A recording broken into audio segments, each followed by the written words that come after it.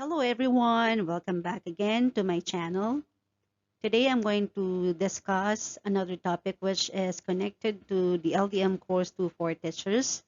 And this one I believe will help us, especially those who are in the process of finalizing the contents of their LDM implementation portfolio.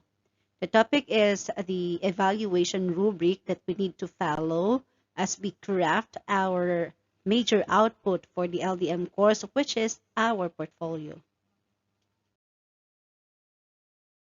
To start with, the evaluation rubric composed of 6 criteria using the 5-point rating scales from excellent to unsatisfactory. Let's proceed to the first criteria. As you can see here, the arrow is pointing to the rate excellent. That is simply because of the fact that, of course, we want the highest rate. The first criteria is demonstration of progress of the LDM implementation, which is 30%.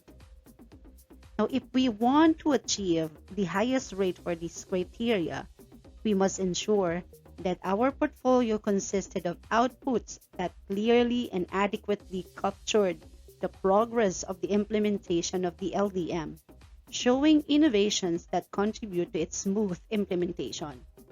But the question is, what are these outputs showing progress in the LDM implementation? One among the many outputs we can use for criteria number 1 is the unpacked milks. The unpacked milks presented by the teacher. Did the teacher unpack milks and turned it into simpler learning objectives like this example, which are smart, specific, measurable, attainable, reliable, and time-bound?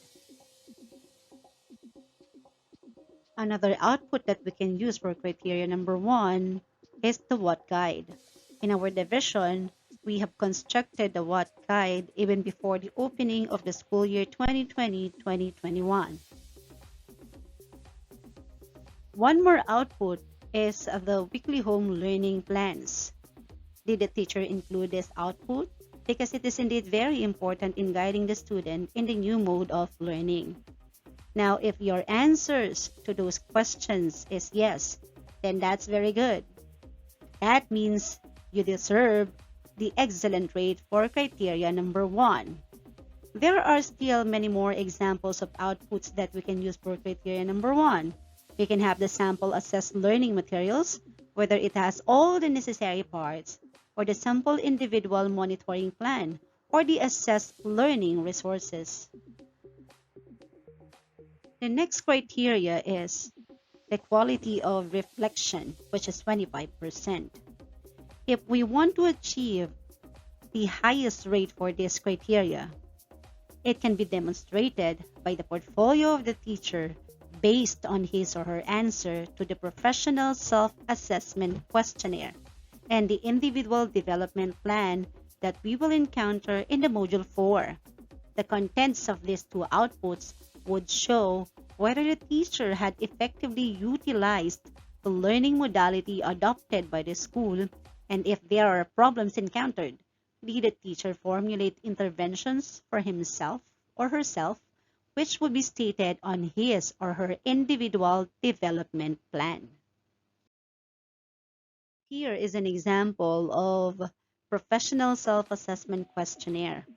As you can see in the answer of the teacher, there was only one item from the PSQ which was answered with strongly agree, and the rest of the other items are just answered with the rate agree.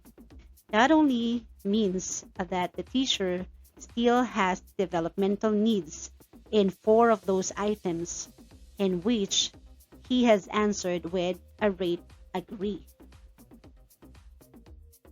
Another output that the teacher may use for criteria number 2 is the individual development plan, or the IDP.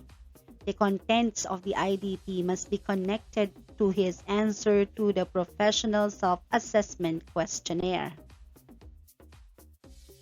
Further, it is also emphasized that the contents of the IDP, specifically the learning objectives of the PD program, refers to the domains and strands as stipulated in the PPST or the Philippine Professional Standard.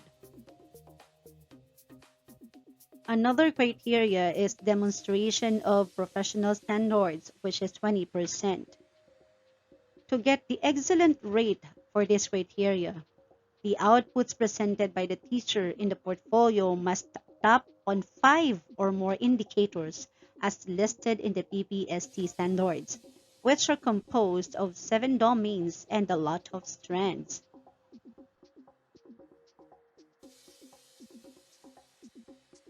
Tapping on the PPST domains and strands, here are the examples of outputs that we may use for the criteria number 3. One is Domain 1, Content Knowledge and Pedagogy. The output that we can use would be the photo document showing usage of an online application. The second is the domain number 4, Curriculum and Planning. We can simply just also attach our examples of DLP and DLL. I believe we have a lot of that because we have constructed examples of it even before the opening of the school year 2020-2021. The next is the domain number 5, Assessment and Reporting. We can just simply have the screenshot of homeroom group chat or our PTA GC. We just have to remove the name of the parents for data privacy purposes. Next is the domain number 5, Assessment and Reporting also.